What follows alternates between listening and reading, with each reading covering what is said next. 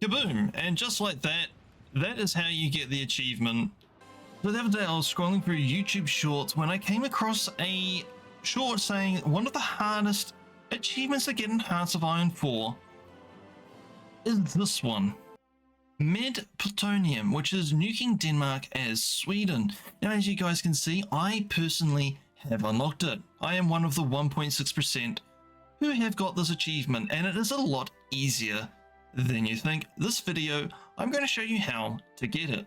The first thing you want to do, you want to select the January 1936 scenario, and obviously the only way to be able to get this achievement is if you play as Sweden. The next thing you want to make sure is you do not have historical AI focuses on. If you have them on, your challenge is far greater, and it is indeed one of the most hardest achievements to get. With it off, a lot easier. So when you first load in Sweden, the first thing you want to do is go to the focus tree and go to political effort. This will give us 120 political power straight away. One of the other things I highly recommend doing when you first boot up the game for Sweden is when you're picking your research to go for synthetic oil. You really need synthetic oil to be able to fuel your aircraft, so you need to be able to make your own. Now, this is incredibly important that this event triggers for you to be able to attack Denmark. The reason being is when Germany is embroiled in a civil war, this happens to me about 9 times out of 10. If Germany goes into a civil war, they do not attack Denmark. They do not get war goals for it. So it makes it easier for you to be able to go after Denmark. If this does not trigger and instead they remilitarize the Rhineland, hard luck, you're going to have to restart your game. There is a little bit of RNG involved. Keep an eye out on Germany. If they go imperialist, you're in for an easier time to get the achievement. Now that we have political effort, we're now going to go for industrial effort, and we're going to go straight to the extra research slot. This is incredibly important to help boost our research and get things done a lot faster. And we are going to get the communist revolutionary, and we're going to get that kickstarted immediately. Why are we going communist? They have 8% support compared to 3%, so it means that we can flip to a communist government faster than if we went fascist. Once you have the political power to do so, you go to your events and decisions. Communism on the rise event down here. Do not hit prepare for civil war. You do not want to go down the civil war track. The reason being is it damages all your infrastructure, factories, and whatever. It takes forever to repair them all. It slows you right down. We're going to open up political discourse. Again, when you can, go for discredit government. Again, stay away from this prepare for civil war. Do not go that way. That is bad. When this pop-up happens, you want to go with rather reform than revolution, then a broad coalition of democratic parties is preferable. The reason being, you get plus 10% change in popularity of communism. It speeds up you becoming communist. You go the other way, you not only lose 5% stability, but you also get 3% democracy, which you don't really want. So you want to go with rather reform than revolution, which is the pacifist way of becoming communist rather than doing the old revolution. When you can, you need to come to your political advisors and you want to grab silent workhorse to grab that plus 15% to the political power gain. Sometimes this event will pop up, and when this event comes up, you want to do the top one. We should embrace our common causes, because you get a plus 5% to the change in popularity of communism. If you do the bottom one, you lose 5% stability and you get 3% change in popularity of democracy, which you don't want. As soon as you can, you want to get a chief of air force. You can choose either one of them. I'm going to go with ground support. You can go with whatever. It doesn't matter. They give us a daily experience gain. They give us daily air experience gain. This is crucial because we need to build our own aircraft. They require air experience for us to modify and craft and develop our own aircraft. And the reason why this is important is Sweden does not have its own heavy bombers, and we need heavy bombers, in this case strategic bombers, to be able to drop nukes on Denmark. Now, you've probably seen that I've got my troops on the border. The reason why I'm doing this is Sweden as itself does not have the ability to be able to build enough military factories, civilian factories, and so forth. Sweden is unable to sustain itself in a war. You do need extra territory.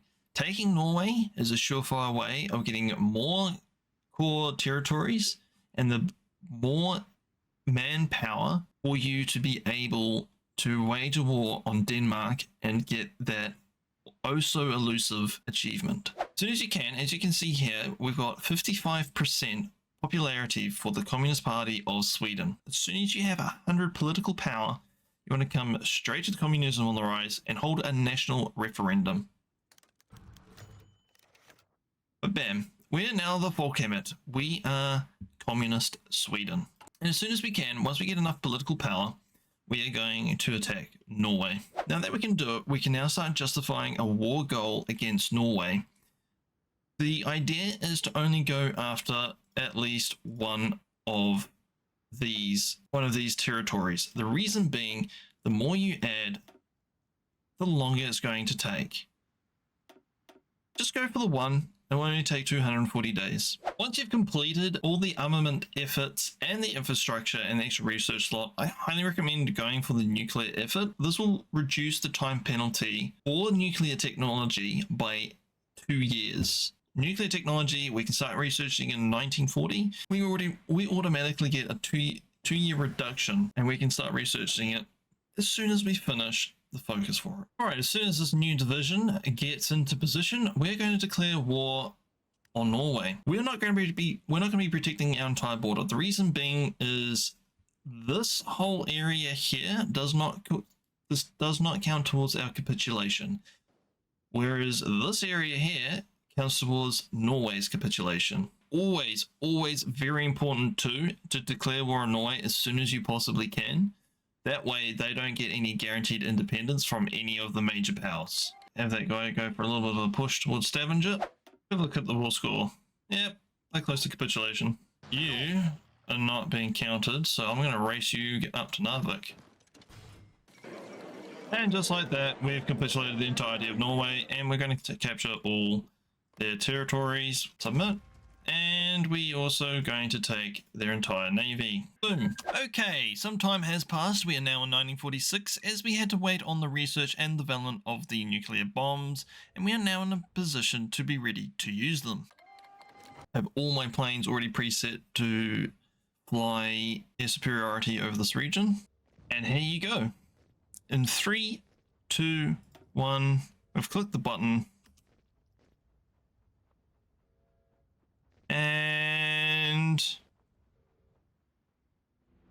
kaboom! And just like that, that is how you get the achievement Plutonium as Sweden. You don't have to have, we're at war with literally everyone, but that doesn't matter. You don't have to win the war, but you just have to nuke Denmark. We have done it. That is how you get Plutonium achievements in Hearts-Find 4. Just to give you guys an idea of how many aircraft I've got going on, I have 100 strategic bombers. I had 400 fighters over northwest Germany.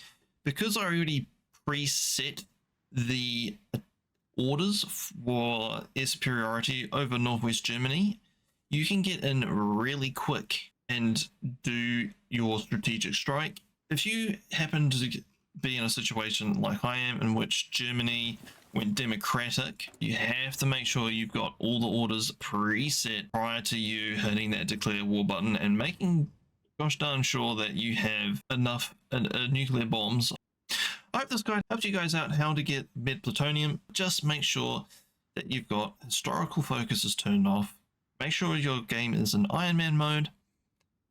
Germany does do its civil war and either goes imperialist or democratic, and make sure before you start declaring war on Denmark that you have nukes researched and you are producing them and you have built nuclear reactors, and you need to make sure that you have invaded Norway and captured for yourself just to get that extra land. Finland also is a good one to have, but not necessary, as I've just proven. There you go. I hope you guys enjoyed this guide on how to get Plutonium for Hearts-Find 4. You do not have to win the war. However, I will add this guide is only valid until the new DLC comes out. As a new DLC, it will give focus trees to all the Scandinavian nations, Finland, Norway, Sweden, and I believe Denmark. This will make it a lot more challenging in the future to be able to get this achievement.